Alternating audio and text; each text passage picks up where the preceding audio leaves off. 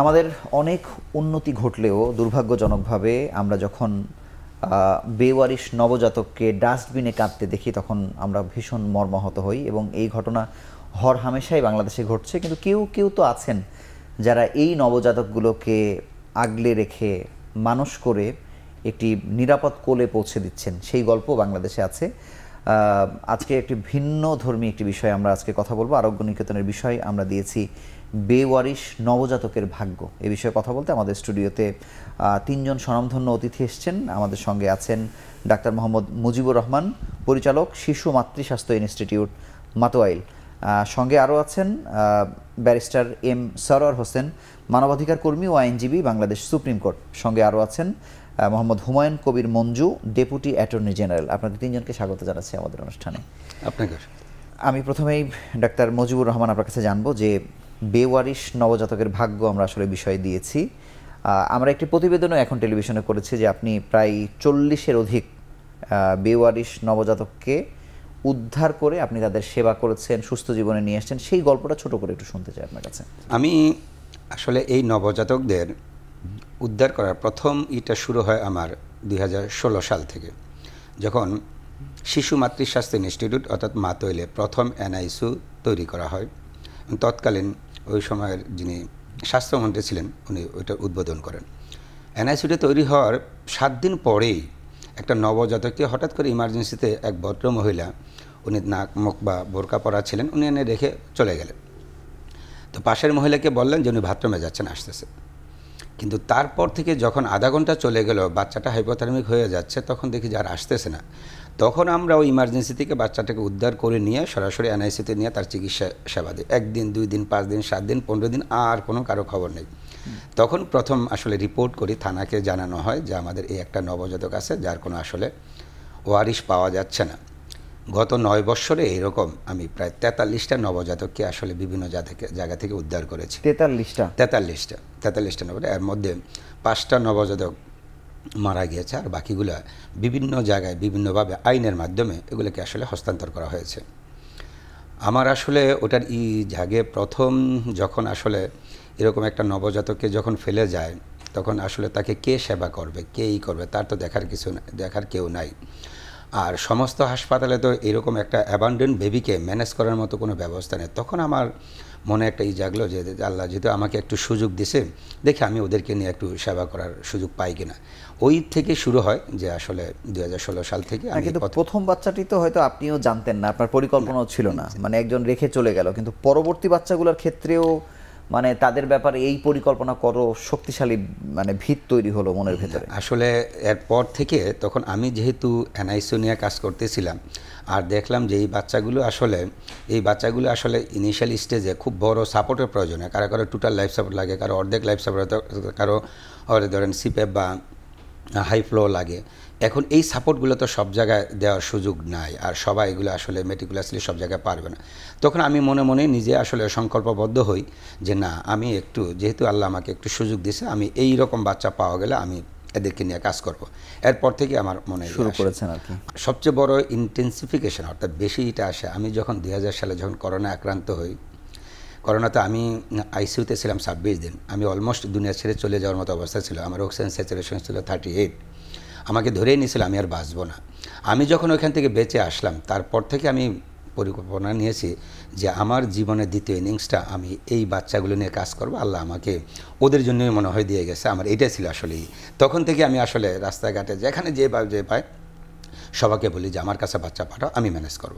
আপনাকে অসংখ্য ধন্যবাদ। আমরা ব্যারিস্টার এম সরোয়ার হোসেন আপনার কাছে জানতে চাই যে এই পরিস্থিতি একটি সভ্য দেশে কি আসলে কাম্য কিনা, বা আমরা যে সভ্যতার নানা উদাহরণ দিই বা আমাদের উন্নতির নানা প্যারামিটারের কথা বলি, এর মধ্যে দিয়ে এই ঘটনাটাকে আপনি কিভাবে দেখেন একজন মানবাধিকার কর্মী হিসেবে? দেখুন, যে কোনো নাগরিক শিশু তো অবশ্যই প্রতিপালন করার দায়িত্ব রাষ্ট্রের।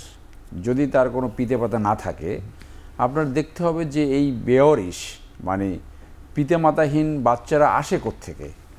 2-3টা কারণ ঘটতে পারে।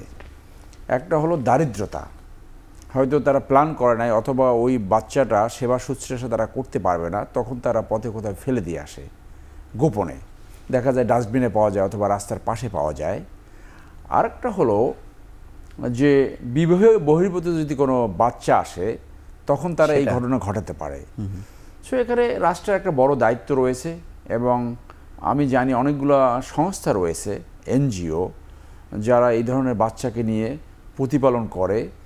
এরপরে সমাজের যারা বিত্তবত্ত অথবা যাদের সন্তান নাই তারা সেখান থেকে অ্যাডাপ্ট করে, অনেকে আবার বিদেশেও নিয়ে যায়। সো এইটা একটা আপনার মানে অনুন্নয়ন অথবা রাষ্ট্রের যে আপনার যে স্ট্যান্ডার্ড অফ লিভিং, যে এইটার সাথে কিছুটা জড়িত আছে, কিন্তু এটা যে কোনো দেশেই হতে পারে। আচ্ছা, ডক্টর মুজিবুর যেটা করছে সেটা কিন্তু অত্যন্ত মানবাধিকার কাজ করছে, এবং ওনার মধ্যেই কিন্তু এরকম অনেক সংস্থা রয়েছে যে আই রিয়েলি অ্যাপ্রিসিয়েট যে তিনি এইরকম হেল্পলেস, যে এই ধরনের সন্তান যাদেরকে পাওয়া যায় তাদেরকে সাপোর্ট দেওয়ার মতো উনি একটি প্রতিষ্ঠান করেছেন, এবং উনি এই ব্রতী নিয়েছেন যে তাদের পাশে তারা দাঁড়াবে। এখন যেটা দরকার, মানুষ এটা জানা দরকার যে এই ধরনের একটা প্রতিষ্ঠান রয়েছে, অন্য অন্য এনজিও রয়েছে। সো এই ধরনের কিছু আমরা দেখেছি যে এই বাচ্চাদের নেওয়ার জন্য সমাজের অনেক লোক এগিয়ে আসে, অনেকে তখন ডিসির মাধ্যমে একটা এফিডেভিট করে কোর্টের একটা অনুমতি নিয়ে তাদেরকে দেওয়া হয়। এখন আপনি যে সমাজ বা রাষ্ট্রের যে দায়িত্বটা যে এইটা কেন হয়, এইটা পরিপূর্ণভাবে আমি মনে হয় যে রাষ্ট্রকে দায়িত্ব দেওয়া যাবে না, এটা যে কোনো দেশেই হতে পারে। তো হওয়ার পরে যে রাষ্ট্রের দায়িত্ব সেইটা রাষ্ট্র পারফর্ম করে কিনা, এই ধরনের একটা বাচ্চা পাওয়া গেছে হেল্পলেস, এই তো রাষ্ট্রের মানুষ তো আমাদের কাছে আছে। আমি তার কাছে জানতে চাই যে মোহাম্মদ হুমায়ুন কবির মঞ্জু, এটি কিন্তু অনেক বড় দায়িত্ব। এটি হয়তো রাষ্ট্র দায়িত্ব না পালন করলেও এটা কেউ হয়তো কিছু বলবে না, কিন্তু আপনি ইন্টারন্যাশনাল স্ট্যান্ডার্ডে যখন একটা প্যারামিটারের মধ্যে পড়বেন, যেটির মাধ্যমে আপনি পৃথিবীর মানচিত্রে বাংলাদেশ মাথা উঁচু করে দাঁড়াবে, এগুলো কিন্তু বিষয় তখন আসে।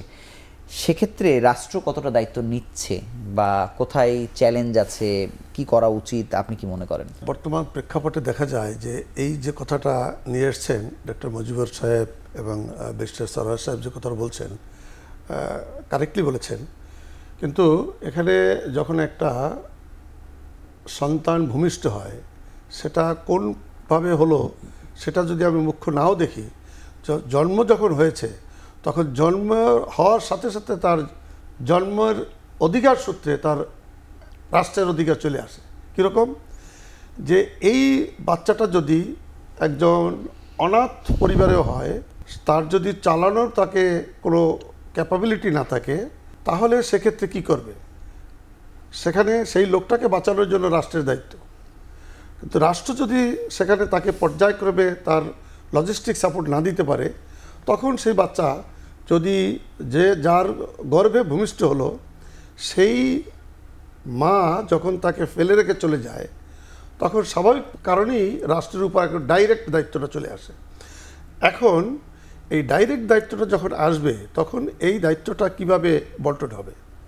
এখানে দেখা যায় যে অনেকে এই দায়িত্ব নিতে চায় না, তার কারণ বাংলাদেশের মানুষের এখনও সেই মনের ইটা আসে নাই যে উদারতা ওভাবে যে কোনো বাচ্চা, যে কোনো এরকম ধরনের বাচ্চা যদি সে গ্রহণ করে, সেখানে তার মানব সেবামূলক মানসিকতা নিয়ে রাষ্ট্রের মধ্যে যতটুকু সহযোগিতা করা যায়, এক্ষেত্রে রাষ্ট্রের পক্ষ থেকে একটা সমাজসেবা অধিদপ্তর রয়েছে, সেই সমাজসেবা অধিদপ্তর এবং তাদের সহযোগিতা নিয়ে তাকে কি লজিস্টিক সাপোর্ট দেওয়া যায়, সেই সাপোর্টটা কিভাবে কখন কিভাবে দিতে হবে, এইগুলো যদি ইনস্ট্যান্ট করা না হয় তাহলেই তখন একটা সমস্যার সৃষ্টি হয়। এক্ষেত্রে আমরা লক্ষ্য করেছি যে সমাজসেবা অধিদপ্তরের নিয়ন্ত্রণে যখনই এরকম একটা বাচ্চার সংক্রান্ত কোশ্চেন অ্যারিজ করে, তখন তাদের অফিস চালাচালির যে কার্যক্রম, এই জায়গাটায় অনেক দেখা যায় যে সময় ক্ষেপণ হয়। সে কারণে দেখা যায় যে ওই বাচ্চার লালন পালন এবং তাকে নিয়ে যে চিন্তাভাবনা যেভাবে যে গতি দ্বারায় আগানো উচিত, সেই জায়গাটা দেখা যায় ব্যাহত হয়। তা আমরা বলবো যে এখানে রাষ্ট্রের আরও অনেকটা এগিয়ে আসতে হবে।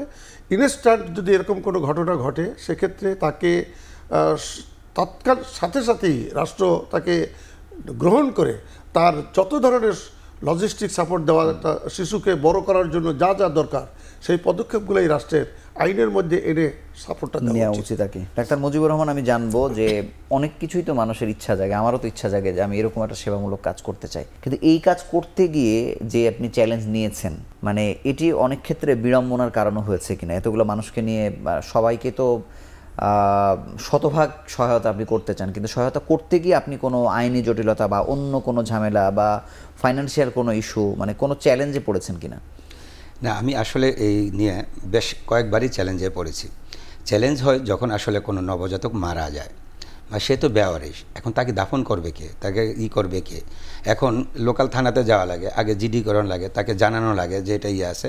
তখন দেখা যায় যে যদি ঢাকা শহরের ভিতরে হয়, থানা থেকে করা হলে বা ইনস্টিটিউট থেকে করা হলে বা সমাজ কল্যাণ থেকে জানানো হলে আঞ্জুমান মফিদুল ইসলামের মাধ্যমে এটাকে দাফনের একটা ব্যবস্থা হয়। কিন্তু গত 3 সপ্তাহ আগে একটা ঘটনা ঘটছে যে আমি যে হসপিটালে, একটা প্রাইভেট হসপিটালে যেখানে মানে অফিস টাইমের বাইরে যেখানে কাজ করি, ওইখানে একটা বাচ্চা যে অ্যাবান্ডেন্ট বেবি এরকম মারা গেছে। মারা যাওয়ার পরে তখন ওটা আগে থেকে থানাকে জানানো ছিল, তার ইনফর্ম করাও ছিল, জিডি করা ছিল, সমস্ত কিছু করা ছিল। কিন্তু বাচ্চাটা একটা পর্যায়ে লাইফ সাপোর্টে মারা যায়। মারা যাওয়ার পরে তখন তো আমি তো আশায় বসে আছি যে আঞ্জুমান মফিদুল ইসলাম আসবে, তাকে ফোন করলে এসে নিয়ে যাবে। এখন আঞ্জুমান মফিদুল ইসলাম ওনারা জানালো যে না, এটা কোনোভাবে আসলে সম্ভব না, ঢাকার বাইরে আমরা নিতে পারতেছি না। তাহলে এই ক্ষেত্রে একটা বেশ ভালো বিড়ম্বনা হয়। আরেকটা বিড়ম্বনা হয়, এই বাচ্চাগুলো তো আসলে ছোট ছোট বেবি। এখন এই ধরেন একটা বাচ্চা 6 মাস পার হয়ে যাওয়ার পরে অনেক এনজিও আছে যারা এই বাচ্চাগুলো নিয়ে কাজ করতে পারে, তাকে আর্টিফিশিয়াল ফিড দিয়ে তাকে বাচ্চা রাখার ব্যবস্থা করতে পারে। কিন্তু এই প্রথম 6 মাস মায়ের বুকের দুধ একেবারে, যেখানে একবারে ফরজ, যেখানে কিছু কিছু বাচ্চা আছে, ছোট বাচ্চা, যেমন আমরা যদি বলি যে আমি সর্বশেষ যে বাচ্চাটা পেয়েছি মুগ্ধ, যার নাম রেখেছি, আজকে তার 101 দিন বয়স, সে এখনও আমার এনআইসিতে ভর্তি আছে, আমার পাশে এখনও আছে। তার ওজন ছিল জন্মের সময় যখন পলিথিনে পায় তার ওজন ছিল মাত্র 900 গ্রাম।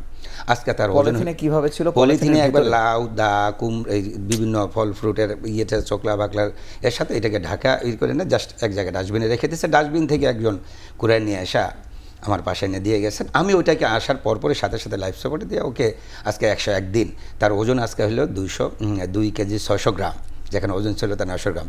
সে এখন হাসে, সে এখন খেলে, সে এখন কথা বলে, আমি ডাকে। আরও বড় চ্যালেঞ্জ হলো এই ছোট বাচ্চা যেগুলো আছে, বিশেষ করে 2 কেজির নিচে, ওদের হলো বিভিন্ন ধরনের জটিল সমস্যা হয়, চোখের সমস্যা, কানের সমস্যা, ফুসফুসের সমস্যা। এসব বড় সমস্যা হলো ইমিডিয়েটলি চোখের সমস্যা। 21 দিন থেকে 30 দিনের মধ্যে তাকে চোখের ডাক্তার দেখানো আরোপি এক বাধ্যতামূলক। এখন এই বাবুটার আমরা যখন আরোপি করাই 21 দিনের দিন, ও তো লাইফ সাপোর্টে, ও নিব কীভাবে? তখন ডাক্তার আমি ইসলামিয়া থেকে ডেকে এনে, এনআই থেকে ডেকে এনে, তখন হাসপাতালে ডেকে এনে তাদেরকে করে দেওয়া, এখানে আরোপি করা দেখা গেল ওর স্টেজ 3 আরোপি, ও 2-3 দিনের মধ্যে তাকে ইঞ্জেকশন দেওয়া লাগবে। তাকে হাসপাতালে রেখে আবার ইঞ্জেকশনের ব্যবস্থা করানো হয়। কিন্তু ইঞ্জেকশন দেওয়ার পরে মোটামুটি বাচ্চা সেটেল হলো, কিন্তু পরবার আবার পরীক্ষা করার পরে দেখা গেল যে না, ওর আরও জটিল অবস্থা হয়ে গেছে চোখের, তাকে লেজার দিতে হবে। তখন আবার অ্যাম্বুলেন্সে করে তাকে পাঠিয়ে দিয়ে সে থেকে ইসলামের চক্ষু হাসপাতাল থেকে তাকে যে লেজার করানো হয়। লেজারের পরে সর্বশেষ 15 দিন আগে যখন পরীক্ষা করলাম, ওর চোখ এখন ঝকঝকে, অর্থাৎ চোখে তার রেটিনা ঠিক আছে, এখন সে দুনিয়াতে দেখতে পাবে। এখন যদি ধরেন এই ধারণাটা যদি না থাকতো বা এই সেবা যদি না দিতে পারতো, সে হয়তো বেঁচে থাকতো, কিন্তু সে তো অন্ধ হইতো। আপনি চিকিৎসক না হয়ে যদি অন্য কেউ হলে এই জিনিসটা বুঝতে পারতো না। তাহলে অনেক চ্যালেঞ্জ। আরেকটা বড় চ্যালেঞ্জ হলো যে হাসপাতালে, বিশেষ করে প্রাইভেট হসপিটালগুলোতে যদি বাচ্চা থাকে, তাহলে ওইখানে তো একটা বিশাল খরচের ব্যাপার থাকে। ফাইন্যান্সিয়াল ব্যাপারটা একটা লেভেল পর্যন্ত আল্লাহ আমাকে যতটুকু ক্ষমতা দিচ্ছে বা যতটুকু আমি চেষ্টা করি, এ পর্যন্ত সরকারের কাছ থেকে এইগুলিকে লালন পালনের জন্য 1 পয়সা কারোর কাছ থেকে কোনো সাহায্য নেই, সম্পূর্ণ নিজের ইয়েতেই করছি। যে বারবার একটা জিনিস নিয়ে ফাইট করতেছিলাম যে বাংলাদেশে একটা শরিয়া ভিত্তিক একটা মিল্ক স্টোরেজ সেন্টার স্থাপনের জন্য ইসলাম ফাউন্ডেশন অলরেডি একটা পর্যায় পর্যন্ত দিয়েছে, কারণ বাকিটা এখন অপেক্ষা আছে। আমরা ধর্ম মন্ত্রণালয়ের অনুমোদন অপেক্ষা। এখন আপনারা যদি ওটা একটু হেল্প করেন, তাহলে এই বাচ্চাগুলো বাঁচাইতে পারলে, আমরা বুকের দুধ দিতে পারলে এই বাচ্চাগুলো বেঁচে যাওয়ার চান্স অনেক বেশি থাকে। আপনাকে অসংখ্য ধন্যবাদ। আমরা ছোট্ট একটি বিরতি নিয়ে আলোচনায় ফিরছি।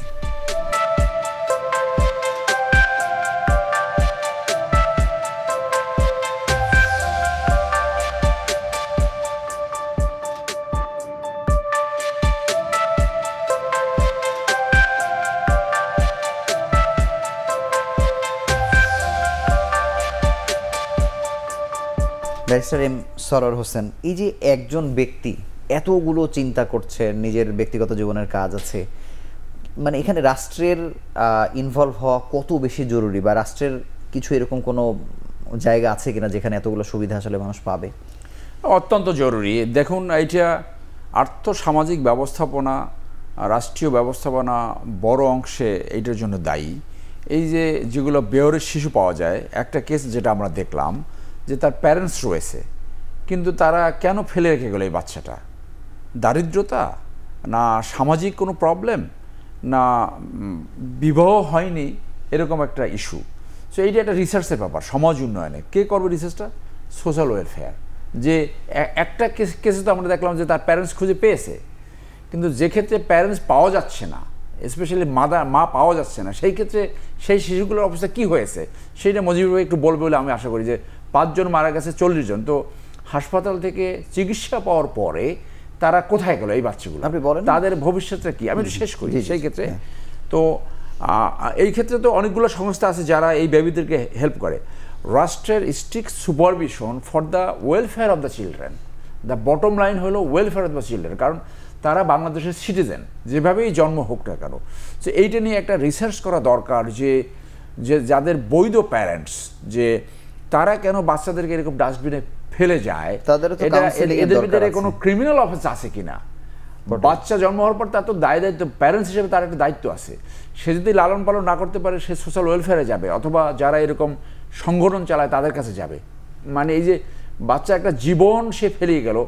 একটা ভ্রূণ হত্যাও কিন্তু 302 ধারা মামলা, খুন। ভ্রূণ গর্ভে সৃষ্টি হওয়ার সাথে সাথে তার যখন জীবন আসছে, তাকে যদি খুন করা হয় সেটা একটা খুন।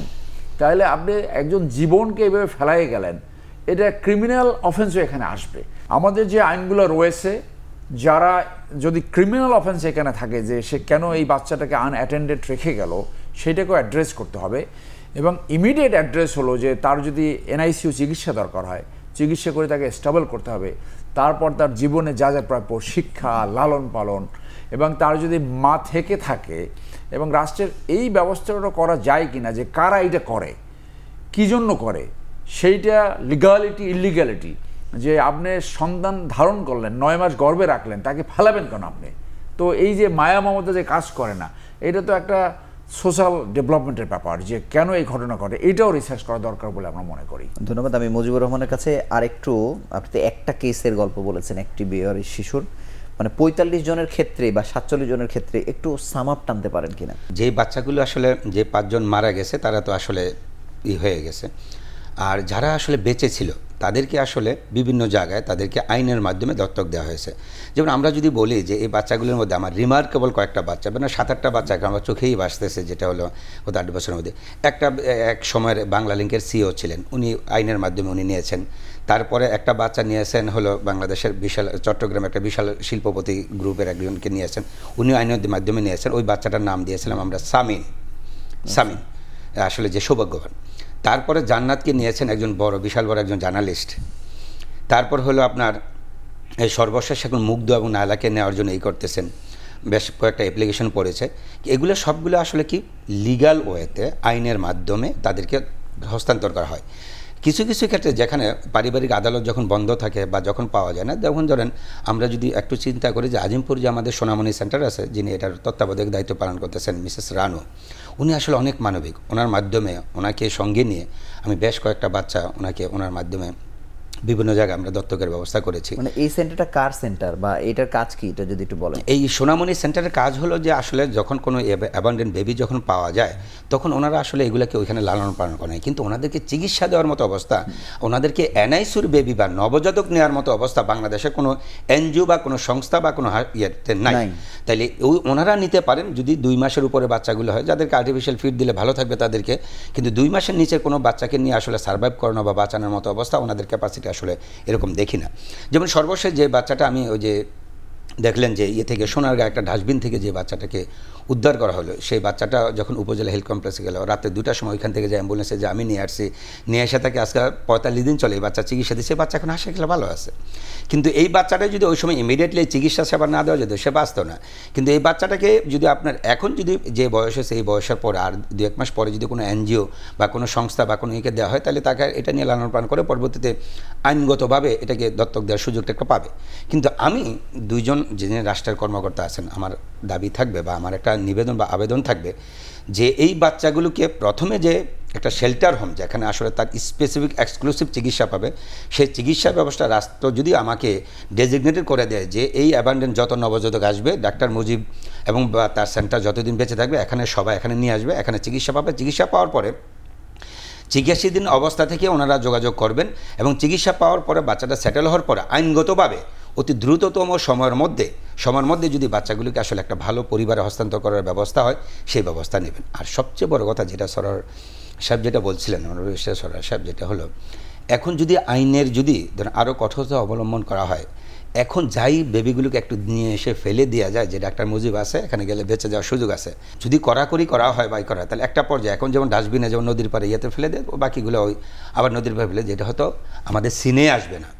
যেমন আমরা যদি বলি যে নরওয়েতে একটা ওদের একটা সেন্টার আছে, এটা নাম দেওয়া হয়েছে বেবি হ্যাচ। ওইখানে যদি কোনো অ্যাবান্ডেন্ট বেবি আসবে, তারা ওখানে নাক মুখ ডেকে আসবে, তাদের পরিচয় থাকবে না। দুটা আছে, এক পাশ দিয়ে স্বচ্ছ গ্লাস আর এক পাশ দিয়ে একটা ডোর। এই ডোরটা খুলে ওইটা একটা ইনকিউবেটর। বাচ্চাটা ডোর খুলে ওনার ডোরের পাশে থেকে বাচ্চাটা এখানে দিয়ে চলে যাবে, আর ওই পাশ থেকে যারা আছেন শুধু বাচ্চাটা দেখবেন, হাতটা শুধু দেখবেন, ওনারা কে দিয়ে গেছে এটা তারা দেখবেন না। এতে দেখা গেলো যে নরওয়েতে এখন অ্যাবান্ডেন্ট বেবি বেঁচে যাওয়ার সংখ্যা অনেক বেড়ে গেছে, এবং পৃথিবীর সবচেয়ে বেশি অ্যাবান্ডেন্ট বেবির এখন যদি পার্সেন্টেজের দিকে বেশি হলো নরওয়েতে, আর সংখ্যার দিক দিয়ে সবচেয়ে বেশি হলো চীনে, দ্বিতীয় নম্বরে হলো আপনার ইন্ডিয়া, আর এখন মালয়েশিয়াতেও ঠিক একইভাবে এরকম একটা বেবি চালু করেছেন, শেল্টার হোম চালু করেছেন। ঠিক একইভাবে বাংলাদেশে কিন্তু এই সংখ্যা কম না। প্রতি বছর অনলাইন অ্যাভারেজ বিভিন্ন মানবাধিকার সংস্থা বা আমরা যদি একটু সমাজ কল্যাণ মন্ত্রণালয় বা সমাজ সেবা অধিদপ্তরের যে আছে, অনলাইন অ্যাভারেজ প্রতি বছর প্রায় 200 থেকে 300 অ্যাবান্ডেন্ট বেবি পাওয়া যায়, যেগুলো শুধু সিনে আসা ছাড়াও তো অনেক বেবি আছে, কিন্তু ম্যাক্সিমাম বাচ্চাগুলো শুধু মারা যাচ্ছে। যারা ওনারা যেগুলো রিসিভ করছে, ওনাদের একটা আমি স্ট্যাটিস্টিক দেখেছি, মোর দেন 70% বেবি হলো ডেড, কিন্তু আমার কাছে হলো মোর দেন 90% বেবি হলো আমার হলো সার্ভাইভ করে গেছে, কারণ ওদেরকে যথোপযুক্ত চিকিৎসা দিতে পারতেছি। ঠিক মালয়েশিয়া যেহেতু একটা শেল্টার হোম খুলেছেন, যে ওইখানে আননোন অবস্থায় এসে বাচ্চাটা রেখে যাবে, ঠিক আমাকেও যদি এরকম একটা সুযোগ দেওয়া হয় যে যারা এরকম লালন পালন করতে পারে, সেটা বৈধ হোক অবৈধ হোক, যেইভাবেই সে দুনিয়াতে আসছে তাকে এখন শেল্টার দিতে হবে, ঠিক এইরকম যদি একটা স্বীকৃতি দেওয়া হয় যে একটা বেবি শেল্টার বা baby hatch by Bangladesh neonatal hospital অথবা শিশু মাতৃ স্বাস্থ্য ইনস্টিটিউট হবে, এখানে এনে রেখে দেবে, ওনারা চিকিৎসা দিবেন এবং চিকিৎসার খরচপাতি যদি সুযোগ হয় রাষ্ট্র বহন করবে। রাষ্ট্র যদি বহন না করতে পারে কোনো আপত্তি নেই, কিন্তু পরবর্তীতে যে আমাকে কোর্টে যে প্রতি সপ্তাহে প্রতি মাসে দৌড়াতে একটা বাচ্চাকে দত্তক দিতে গেলে 4-5 বার যাওয়া লাগে, আমি যে মতামত দেওয়া লাগে, আবার সমাজ কল্যাণ থেকে যেটা দেওয়া হয় ওইখানে আবার কোনো ডাক্তারও নেই, উনি ডাক্তারের মতামত নিতে পারে না, ওনারা নিজেরা ডিসিশনে যাকে মনে করেন দিয়ে দেন, কিন্তু পরবর্তীতে বাচ্চাগুলো দেখা যায় অসুখ বিসুখ হয়ে অনেক বাচ্চা আসলে হয়ে যায়, কারণ তাকে তো প্রপার গাইডলাইন, সবচেয়ে বেশি জরুরি দরকার বুকের দুধ। তো আমি একজন ডাক্তার যেভাবে মানবিকভাবে চিন্তা করবো যে এই বাচ্চার ওনার যদি টাকা পয়সা, মানবিক না তো, মানবিক তো অন্য লোকও চিন্তা করবে, কিন্তু সে সিস্টেমের কারণে ফেলিওর, যে ঠিক একইভাবে তাকে যদি আমাকে যদি বোর্ডে নেওয়া হয় বা আমাকে এইরকম ডাক্তার যদি একজন বোর্ডে দেখা হয় যে কে বুকের দুধ খাওয়াতে পারবে, কে তার চিকিৎসা দিতে পারবেন, কে তার করতে পারবেন, লালন পালনে ভালোভাবে সক্ষম, এরকম একটা সুযোগ যদি হয়, তাহলে সেই ক্ষেত্রে এই বাচ্চাগুলি বেঁচে যাওয়ার চান্স অনেক বেশি হবে বলে আমি মনে করি। মোহাম্মদ হুমায়ুন কবির, আপনার কাছে জানতে চাই যে সহযোগিতাটা উনি চাচ্ছেন, মানে পরীক্ষিত মানুষ যেমন হয় যে অনেক দূর জার্নি করার পরে তিনি এখন মনে করছেন যে আমার একটু ছায়া দরকার, এই জায়গাতে রাষ্ট্র কিভাবে সহযোগিতা করতে পারে? দেখেন, এই পথশিশু যে সৃষ্টি হচ্ছে, এটা রাষ্ট্র কখনোই চায় না যে এই শিশুর জন্ম হোক আর আমরা সেবা দিই, এটা আমরা কেউই চাই না, তবে যেভাবেই হোক যখন একটা ইনসিডেন্ট এভাবে হয়, সেক্ষেত্রে রাষ্ট্রের করণীয় হলো তার দায়িত্ব নেওয়া, তার যেখানে যা লাগে চিকিৎসা সেবা, থাকা খাওয়া পড়া যা দরকার সব কিছু এভরিথিং রাষ্ট্রের নেওয়া উচিত, কারণ তার নাগরিক অধিকারের কারণেই। আর এক্ষেত্রে যখন একটা পথশিশু যখন জন্ম হলো, ভূমিষ্ঠ হলো, তখন যে ডক্টরের কেয়ার অফে থাকে সেই ডাক্তারই জানে যে এই পথশিশুটাকে কোথায় হস্তান্তর করলে এই শিশুটার ভবিষ্যৎ নিরাপদ থাকবে। তো এক্ষেত্রে আমি মনে করি যে রাষ্ট্রের সমাজসেবা অধিদপ্তর যারা রয়েছে, সমাজসেবা অধিদপ্তরের কর্মকর্তাদের ওই ডাক্তারের সাথে ডাক্তারের পরামর্শক্রমে সেই শিশুকে ভালো একটা হাতে হস্তান্তর করা, যেখানে ওই শিশুটার ভবিষ্যৎ গড়ার একটা সম্ভাবনা থাকবে, এরকম একটা অবস্থায় যেন ডাক্তার সহ পরামর্শ নিয়ে তাদেরকে এরকম ভালো একটা জায়গায় হস্তান্তর করা যায়, এরকম একটা সহযোগিতা নেওয়াই উচিত রাষ্ট্রের। না, কিন্তু আমি মুজিবুর রহমান যেটি বলছিলেন, আপনি যদি আরো পরিষ্কার করে বলেন যে রাষ্ট্র আপনাকে মানে পরিষ্কারভাবে কি কি সহযোগিতা করতে পারে? রাষ্ট্র পরিষ্কারভাবে প্রথম সহযোগিতা যে জিনিসটা করতে পারে সেটা হলো ইমিডিয়েটলি বাচ্চাটাকে রেস্কিউ করার পরে যে কোনোভাবেই হোক আসুক, তার চিকিৎসার দরকার। এবং চিকিৎসার জন্য একটা ডেডিকেটেড সেন্টার না হলে, কারণ সব এনআইসিউতে কিন্তু নবজাতকের চিকিৎসা হয়, কিন্তু ওইখানে তো বাবা আছে, মা আছে, তার ফাইন্যান্সিয়াল সাপোর্ট আছে। আবার অনেকে তো মানে সুস্থ মানুষও তো চাইলে তো এনআইসিউ পাচ্ছে না, যখন তখন সবসময় স্বল্পতা থাকে, কিন্তু সব এ তো অবশ্যই গুরুত্ব কম পাবে যেহেতু তার পিতামাতা কেউ নেই। এখন তাকে তো এখন প্রথম দরকার হলো একটা ডেডিকেটেড এনআইসিউ। আমি চাই যে এই এনআইসিউটা রাষ্ট্র ঘোষণা করে দেবে যে আইসিএমএসের এনআইসিউ যত পথ নবজাতক পাবে ওইখানে যাবে, ওখানে রাষ্ট্র তাকে ফাইন্যান্সিয়াল সাপোর্ট দেওয়ার যতটুকু সুযোগ আছে দিবে। না দিতে পারলেও ডাক্তার মুজিব যে করবে বা উনি যে সাপোর্ট নিবে বা এই বাচ্চাগুলো সাপোর্ট দিবে সেটাকে একটা রাষ্ট্রের আগে প্রথমে একটা স্বীকৃতি দেওয়া। তখন হলে দেখা যাবে যে যেই বাচ্চাগুলো এখন পথে ঘাটে রাস্তাঘাটে যেখান থেকে ডাস্টবিন থেকে কুড়ে আনতে হচ্ছে, তখন এটা যদি জেনে যায় তখন কেউ না কেউ মানবিক কেউ সাথে সাথে দেখলে বাচ্চাটাকে আগে বাঁচার জন্য আগে এখানে নিয়ে আসবে। এটি হলো প্রথম সাপোর্ট। দ্বিতীয় সাপোর্ট হলো এই বাচ্চাগুলোকে লোকাল যদি আমার প্রশাসন যদি ইনভলভ হয়, এখন তাদের এই বাচ্চার সম্পর্কে জানানো তো কোনো লোক নাই, জানাবো কাকে? ভালো মন্দ দুইটা যদি প্রশাসনকে যদি জানানো যায়, তাহলে প্রশাসন যদি আমার পাশে থাকে তাহলে ওদের সার্ভিস দেওয়ার এটা আমি শক্তিটা আরেকটু বেশি পাবো। 3 নম্বর হচ্ছে যখন সে সুস্থ হবে, সুস্থ হওয়ার পরে তাকে আইনগতভাবে যেই সংস্থাই ওকে দত্তক দেওয়ার ব্যবস্থা করে ওইখানে আমাকে যদি রাখা হয়, তো আমি বুঝতে পারবো যে যা ক্রিটিক্যাল তার কী কী কন্ডিশন ছিল, সামনে আগামী 3 বছর তার ডেভেলপমেন্টের জন্য কী কী কন্ডিশনে সে পড়তে পারে, তাকে কোন ফ্যামিলিতে দিলে সে ভালো থাকতে পারবে, এইরকম একটাই আমার মতামত যদি নেওয়া হয়, তাহলে এই বাচ্চাগুলো এখন বেঁচে যাওয়া প্লাস ভবিষ্যতে প্রতিবন্ধীর হাত থেকে, অন্ধত্ব হওয়ার হাত থেকে বা কানে শোনে না বধির হাত থেকে রক্ষা পাওয়ার সুযোগ থাকবে। আমি রাষ্ট্রের কাছে আপাতত এই সুযোগটুকু এখন শুধু চাইবো, শুধু স্বীকৃতি দেখ রাষ্ট্র, এটা কাজ মানে টাকা পয়সা ইনভলভ করুক বা না করুক, কিন্তু আগে রাষ্ট্রীয় স্বীকৃতিটা যে হ্যাঁ এই এনআইসিতে এটা চিকিৎসা হবে, এটা আসুক, এটা প্রথমে দরকার। আপনাকে ধন্যবাদ। আমরা আরও একটি ছোট্ট বিরতি নিয়ে আবার আলোচনায় ফিরছি।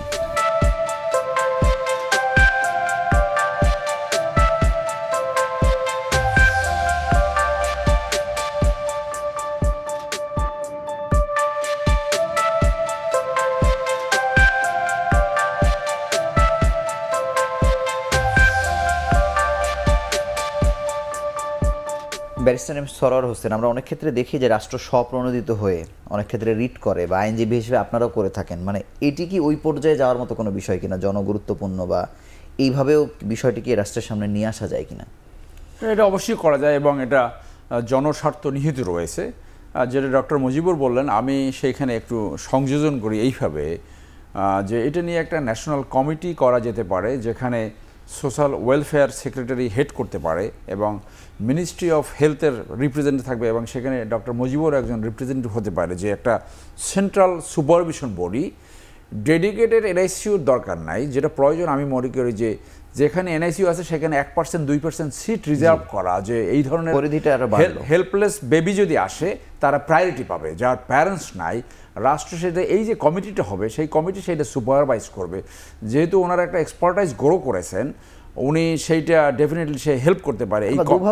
এই কমিটি আছে বলে আমাদের নলেজে নাই, এই ধরনের কোনো কমিটি আছে, যেমন সাইবার নিরাপত্তার একটা জাতীয় কমিটি আছে, এই অপরাধের ক্ষেত্রে অনেক জাতীয় কমিটি আছে। সো এইখানে একটা কমিটি করতে পারে ministry of social welfare, ministry of health, অবশ্যই হোম মিনিস্ট্রি এখানে থাকবে এবং সেইখানে উনি চিফ কোঅর্ডিনেটর হতে পারে। তাহলে হবে কি, এইটা একটা কনসার্টেড একটা কোঅর্ডিনেটেড একটা এফোর্ট রাষ্ট্র এফোর্ট করতে পারবে।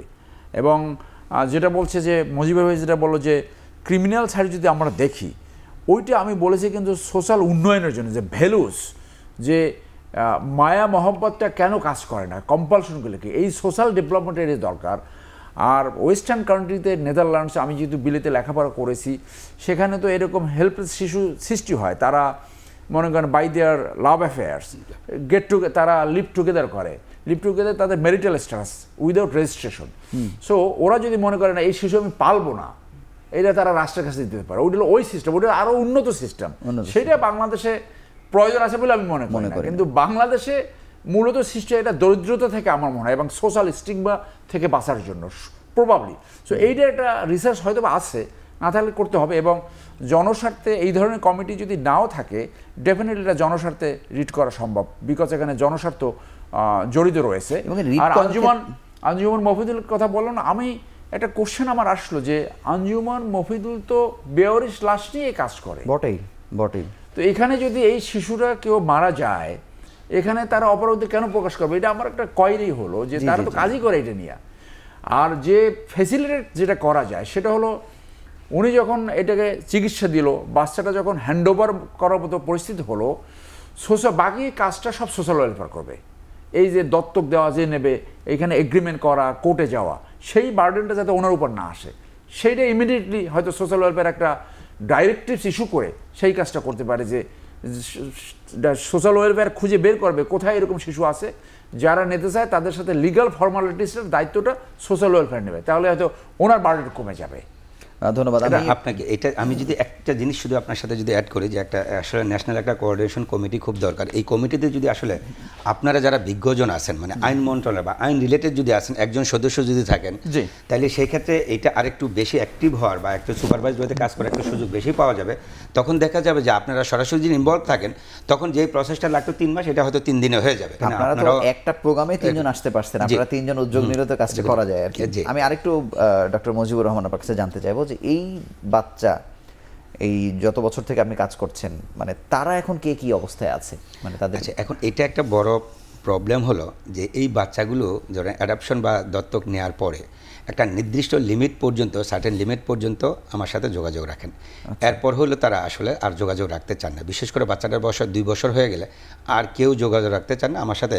এবং কয়েকজন আমাকে আসলে একদম ওরা জেনে, মানে একদম রিকোয়েস্ট করেই যে স্যার আপনার সাথে আমরা আর যোগাযোগ রাখবো না, কারণ হচ্ছে যে আপনার সাথে যোগাযোগ রাখতে গেলে আমার বাচ্চাটার সোশ্যাল বা সাইকোলজিক্যাল ট্রমা হবে, এবং সে যখন স্কুলে বা বিভিন্ন ইয়েতে যাবে তখন জানবে যে সে আসলে পরিত্যক্ত নবজাতক বা ছিল বা ছিল। মানে এটা ওই বাচ্চাকে জানানো হয় না? না না না না, কোনোভাবেই না। যেমন ধরেন গতকাল একটা বাচ্চার নাম বলবো না, আমি বলে ফেলি, গতকাল একটা বাচ্চার বার্থডে ছিল, তার এটা হলো তার দ্বিতীয় বার্থডে। প্রথম বার্থডের সময় আমাকে ডাকছে, চ্যানেল আইয়ের যিনি ওই মোস্তফা ভাই ছিলেন, যিনি প্রথম রিপোর্ট করেন, ওনাকে ডাকছেন। আর এই বছর বার্থডে আসার 1 সপ্তাহ আগেই আমি ওনাকে ফোন দিয়েছি, অমুক তারিখে তো 13 মার্চ ওনার বার্থডে, আমাকে তো নিশ্চয়ই এবারও ডাকবেনই করুন। পরে উনি খুব ক্ষমার দৃষ্টিতে, খুব একবার ভিডিও কলে হাত জোর করে বলে যে মুজিব ভাই, আপনি যে মানবিক মানুষ এটা অস্বীকার করার উপায় নেই, কিন্তু এখন থেকে আপনার সাথে আমরা আর এই ব্যাপারে আপনার সাথে আর কোনো রিলেশনশিপ থাকবে না। আমরা যদি আপনি বারবার করেন তাহলে আমি বাসায় চেঞ্জ করে ফেলবো এবং আপনার সাথে কমিউনিকেশন একেবারে বন্ধ করে দেবো। আর যদি না হয় আপনার সাথে ফ্রেন্ডশিপ হিসাবে থাকবেই করবে, কিন্তু ওকে নিয়ে আর কোনো ধরনের মানে মিডিয়া বা জানা বা করা বা আপনি আসেন এটা আর আমরা চাই না। তখন উনিও তো একজন জার্নালিস্ট, বিশাল বড় জার্নালিস্ট, বাংলাদেশের নাম বললে সবাই চিনে যাবেন, আমি নাম বলবো না। কিন্তু আসলেই তো তখন আমি দেখলাম যে না, ওই ঠিক চট্টগ্রামের সে আমার নিজের পরিচিত একজনের মাধ্যমে দিয়েছে বা গেছে বা করছেন, তারাও যোগাযোগ রাখে না। বিভিন্ন সময় দেখি যে হঠাৎ করে যে ওই মোবাইলের নাম্বার দিলে বলে না, তখন আমি এটা মেনে নিয়েছি যে আসলে এটা দরকার তার কল্যাণের জন্য। কারণ তারা তো এমনি তাদের সাথে যেটা হলো কোর্টের একটা আছে, কোর্টের তো তাদের 6 মাস পরে 1 বছর পরে যাওয়ার একটাই থাকবে, কোর্টের বাধ্যবাধকতা তারা উকিলের মাধ্যমে আর বাচ্চাটা তারা নাম যেহেতু চেঞ্জ করে ফেলে, মানে সেটা আর কোর্ট যেটা বাচ্চাকে ওটা বুঝতে না দিয়ে অতটুকু পর্যন্ত করে। কিন্তু আমার সাথে আর কেউ যোগাযোগ রাখতে চায় না, কারণ যোগাযোগ রাখলেই ভাবেই যে আসলে এই বাচ্চাটা ওই যে অ্যাবান্ডেন্ট নবজাতক ছিল তার সোশ্যাল মিডিয়া। তো আমি এটাকে সাদরেই গ্রহণ করেছি। আমি এটা একটা ভালো দিক হিসাবে দেখতেছি না, ঠিক আছে ওনাদের নিজেদের পারিবারিক মেম্বার হিসেবে ওকে বড় হোক, লালন পালন হোক, হোক, এটা আমিও চাই তারা ভালো থাকুক সমাজে। ডক্টর হুমায়ুন কবির মঞ্জু, আপনার কাছে জানতে চাই যে দত্তক আইনের মানে এমন কোনো জটিলতা আছে বা এটা সহজ করার কোনো বিষয় আছে কিনা, নাকি ঠিক আছে? দত্তক আইনের বর্তমান যে অবস্থা আছে এটা তো সেই অনেক পুরানো আইন, হ্যাঁ পুরানো আইন 1972-এর অবস্থা থেকেই। তো এখানে যে কথাগুলো আলোচনায় এসছে এই জায়গাটা আরও একটু তড়িৎ করার জন্য দুজন আলোচকের মধ্যেই কথাগুলো এসছে যে রাষ্ট্রের পক্ষ থেকে একজন প্রতিনিধি, তারপরে অ্যাজ এ ডক্টর যিনি গ্রহণ করলেন ওনার সম্পৃক্ততা, এবং যারা দত্তক নেবে সব কিছু মিলে যদি সমন্বয় করে একটা কিছু করা হয় তাহলে পরে সেটা ভালো হবে। আর এটা হওয়া উচিত, তার কারণ বাংলাদেশের প্রেক্ষাপটে এরকম সন্তান ভূমিষ্ঠ হলে এটা আলটিমেটলি এটা কেউ প্রকাশ করতে চায় না, এটা সামাজিক প্রতিবন্ধকতার কারণেই চায় না যে এটা ওভাবে প্রকাশ হোক। তো সেক্ষেত্রে সেই জিনিসগুলো গোপনীয়ই থাকুক, কিন্তু বাচ্চার নিরাপত্তার স্বার্থে, বাচ্চার ভবিষ্যতের স্বার্থে রাষ্ট্রের তরফ থেকে যদি ওই যে ব্যারিস্টার সরোয়ার সাহেব বললেন একজন প্রতিনিধি, একজন আইনজীবীও থাকতে পারে, সেখানে সোশ্যাল ওয়েলফেয়ারের লোক থাকবে, এবং যে ডক্টরের কাছে বাচ্চাটা আসলো সেই ডক্টর নিজে বা তার প্রতিনিধি থাকবে, এরকম সমন্বয় করে যদি কিছু করা হয় এবং আদালতের কাছে যে কাজটা থাকবে এই বাচ্চা দত্তক নেওয়ার ক্ষেত্রে, সেক্ষেত্রেও এই রাষ্ট্রের আইনজীবী এবং ওনাদের সম্মিলিত একটা মতামতের প্রেক্ষিতে যখন কোর্টের কাছে যাবে, কোর্ট ইনস্ট্যান্ট অর্ডার দিয়ে দিলে তখন তারা ওইভাবে তিন পক্ষ থেকে যদি লোক থাকে তাদের ছোট্ট একটা সেই জাতীয় কমিটির মতো করে তারা যদি তার বাচ্চার ভবিষ্যতের দিক চিন্তা ভাবনা করে যেখানে দত্তক হিসাবে দিলে তার ভবিষ্যৎ ভালো থাকবে, এরকম যদি অবস্থা সৃষ্টি করা যায় তাহলে সেটা রাষ্ট্রকে সহযোগিতা করার জন্য এটা করা যেতে পারে। আপনাকে অসংখ্য ধন্যবাদ। একটা মনে হয়েছিল যদি একটু অ্যাড করি, এখন একটু ছোট্ট বিরতি নিয়ে ফিরছি, আমরা বিরতির পরে বাকি আলোচনা শুনবো।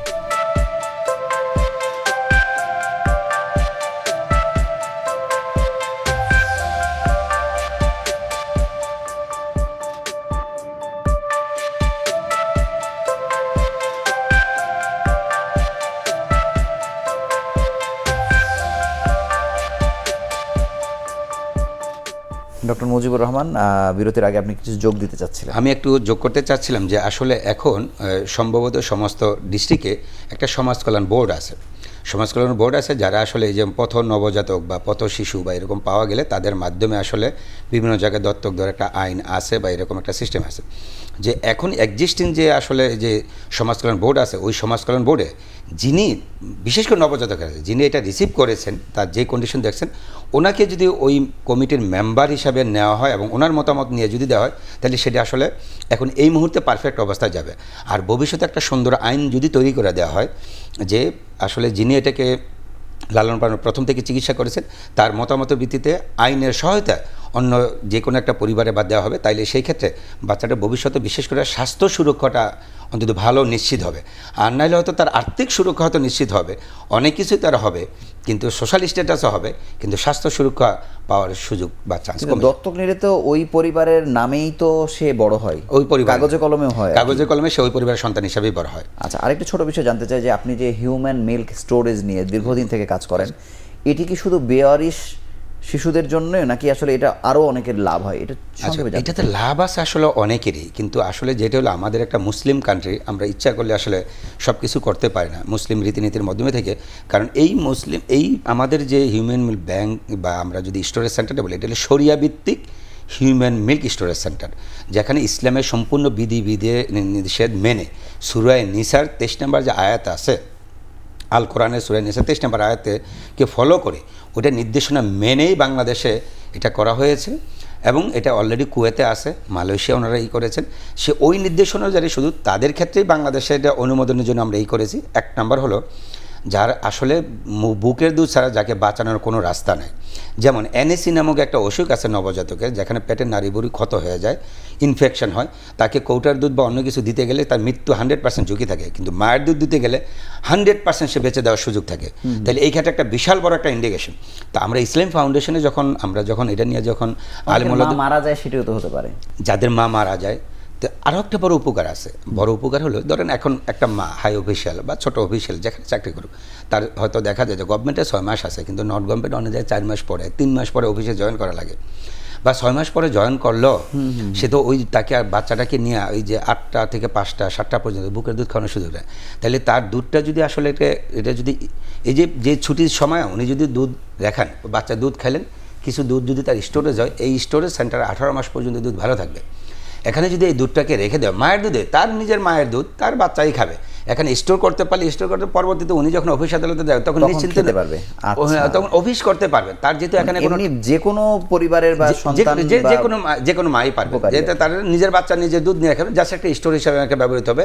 এখানে সম্পূর্ণ আইডেন্টিটি থাকবে, কার দুধ দিয়েছেন, কে নিয়েছেন, কে দিয়েছেন, কত তারিখে দিয়েছেন, প্লাস এখানে কালচার টেস্ট করা হয়, এটা জীবাণুমুক্ত অবস্থায় রাখা হয়।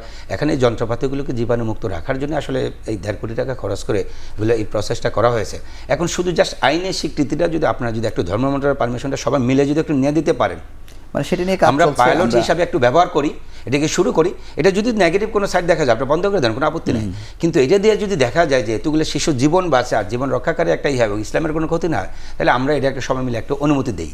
ধন্যবাদ। আমরা একেবারে শেষ প্রান্তে ব্যারিস্টার এম সারোয়ার হোসেন, আমি 1 মিনিটে আপনার কাছে জানতে চাই যে আমাদের এই আলোচনার পরে বা আপনারা এক টেবিলে 3 জন যে আজকে আসলেন, এখান থেকে যাওয়ার পরে কি উদ্যোগ আপনি নিতে পারবেন, আপনার কাছে জানতে চাই। আমাদের যে লিগাল টিম আছে আমরা ভেবে দেখব যে এটা একটা পিএল করা যায় কিনা, লগুলো রিসার্চ করে দেখব ফার্দার। একটা কথা আমি অ্যাড করতে চাই যে যারা দত্তক নেয়, দত্তক আইনে কিন্তু তারা কিন্তু সম্পত্তি ইনহেরিট করে না, তাকে নিজের সন্তান হিসেবে দেখায়, তাহলে সে কিন্তু ওই রাইট অফ প্রপার্টি এইটা পাবে। সেই ক্ষেত্রে যে কমিটির কথা আমি বলছিলাম সেটা হলো বাচ্চা পাওয়ার পরে ইমিডিয়েট তার কেয়ার অফ করা পর্যন্ত, দত্তক যাওয়ার আগ পর্যন্ত। জি জি জি। কিন্তু দত্তক দেওয়ার পরে যে প্রাইভেসি সেইটাকে অনার করতে হবে। যে নিয়েছে তার তার তার তার আকাঙ্ক্ষা, তার চাওয়াটাকে অবশ্যই সম্মান দেখাতে হবে, যেটা উনি দেখিয়েছে। জি জি জি। আরেকটা জিনিস হলো এইটাও আবার চেক করতে হবে যে এক পুলিশ অফিসারের কাছে, রিটায়ার্ড পুলিশ অফিসার, তার নাম আনিস ছিল, আমার মনে আছে এখনো, 7টা বাচ্চা পাওয়া গেছিল।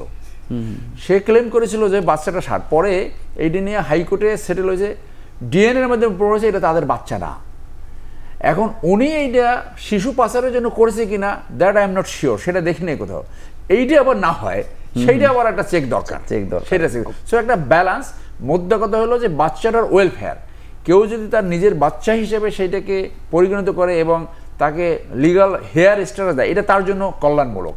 কিন্তু ওই স্ট্যাটাসে যে সে বড় হয়, অ্যাডপ্টেড, এবং কখনো যদি প্রচার হয়, একদিকে সাইকোলজিক্যাল একটা ট্রমা আসবে, আরেকদিকে কিন্তু সে কোনো সম্পত্তি তখন পায় না।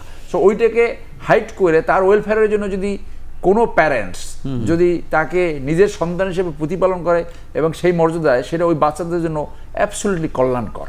আমি 30 সেকেন্ড, আমার একটা খুব অ্যাপিল আছে, আমার 2 জন আইনজ্ঞ আছেন, একজন রাষ্ট্রের একজন বিশাল বড় আইনজ্ঞ, আরেকজন যিনি রাষ্ট্রের হয়ে কাজ করছেন। আপনারা যদি আরেকটা আমাকে একটু সুযোগ আরেকটু করে দেবেন ওদের জন্য, যেই বাচ্চাগুলোকে আমরা এখন দুধ খাওয়াচ্ছি, এখানে যে যাদের মা মারা যাচ্ছে এনআইসিতে, এখন পরবর্তীতে ভোটার আইডি কার্ডে যেন এই দুধ মায়ের নামটা যেন ইনক্লুড করে দেওয়া হয়, কারণ এটা একটা আইডেন্টিটি দরকার। কারণ দুধ মায়ের বাচ্চার সাথে যদি আবার বিয়ে শাদী হয় তাহলে ইসলামে হারাম। তাহলে নির্বাচন কমিশনে হোক বা যে কোনো কমিশন হোক, আপনার আলাপ করে দিয়ে যে মায়ের পাশাপাশি, মা বাবার নামের পাশাপাশি দুধ মায়ের নামটা যেন এই ভোটার আইডি কার্ডে বা ন্যাশনাল আইডি কার্ডে ইনক্লুড করে দেওয়া যায়, এই দাবিটুকু আপনাদের কাছে থাকবে। আপনি এটা করে দিলে আমরা এই বাচ্চাগুলো নেয় ইসলামিক দৃষ্টিতে প্লাস রাষ্ট্রের দৃষ্টিতে। দুধ মায়ের গুরুত্ব তো সেই রাসূলের সময় থেকে আছে, সেই 1400 বছর আগে থেকে। তিনজনকে ধন্যবাদ এবং আমাদের সঙ্গে যুক্ত হওয়ার জন্য আন্তরিকভাবে অভিনন্দন জানাচ্ছি। আপনাকে অনেক অনেক ধন্যবাদ, একটা সুন্দর প্রোগ্রাম। আমরা অনেক বিষয় জানলাম, যে আমরা হয়তো 47টি বেওয়ারিশ শিশুর কথা জানলাম, কিন্তু এর আড়ালে কত শিশু যে আসলে মৃত্যুর শিকার হচ্ছে সে খবর আমরা জানি না। রাষ্ট্রের শক্তি তো আসলে সবার চেয়ে বেশি, রাষ্ট্র যদি চাইতো তাহলে হয়তো শিশুদের প্রাণও যেমন রক্ষা করা যেত এবং এদেরকে দত্তকের মাধ্যমে নিরাপদ পরিবারে আসলে পাঠানো যেত। আমরা আশা করব আজকের এই অনুষ্ঠানের পরে অন্তত রাষ্ট্রের আইনজ্ঞ যারা আছেন তারা এবং যারা শুনলেন সবাই মিলে একটি সুষ্ঠু সুন্দর পরিকল্পনা গ্রহণ করা, যাতে আমাদের কোনো শিশুকে অন্তত পরিচর্যার অভাবে বা যে কোনো কারণে অন্তত মৃত্যুর শিকার হতে না হয় এবং সুস্থ থাকলেও সে যেন নিরাপদে একটি সাধারণ শিশুর মতোই যেন জীবনযাপন করতে পারে, সেই প্রত্যাশায় আজকের মতো বিদায় নিচ্ছি। ভালো থাকুন, সুস্থ থাকুন।